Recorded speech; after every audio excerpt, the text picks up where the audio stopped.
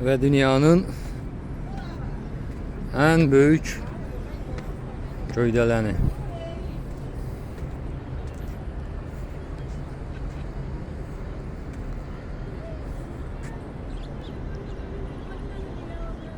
Burj Al Khalifa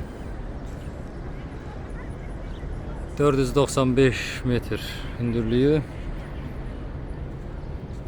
1,5 milyar dollara başa gəldiyi deyilir.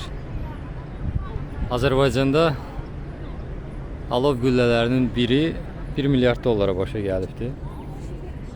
Alov güllələrini üçün üst-üstə qoysan, bunun hündürlüyünə bir xəlifənin qalası eləmir. Amma bu 1,5 milyar dollara, Azərbaycandakılar isə 3 milyar dollara başa gəlibdir. İndi ortadakı məhv olan rəqəmləri özünüz düşünün.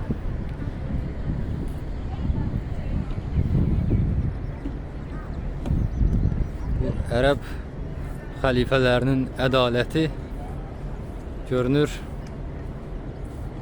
Azərbaycan xəlifələrinin ədalətindən qat-qat yüksək imiş. Çünki bunlar ən azından öz xalqın müəyyən qədər sevirlər. Bəlkə də çox. Burada da bu Emar kimdirsə, bütün göydələnlərin üstündə onun adı var.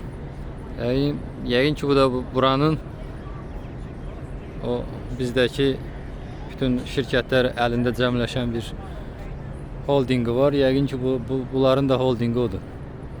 Amma istənilən halda bunlar nəsə eləyiblər. Yəni neftin, qazın puluna öz ölkələrini səhranın üzərində sıfırdan dizayn, inşa edib belə möhtəşəm bir şəhər yaradıblar.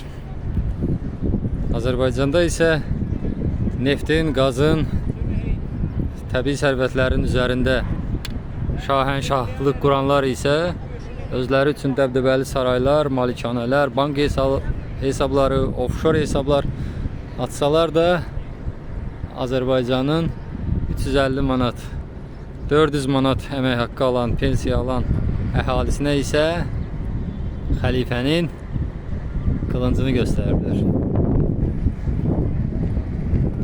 Həqiqəti bax elə buna görə parıldatmaq lazımdır.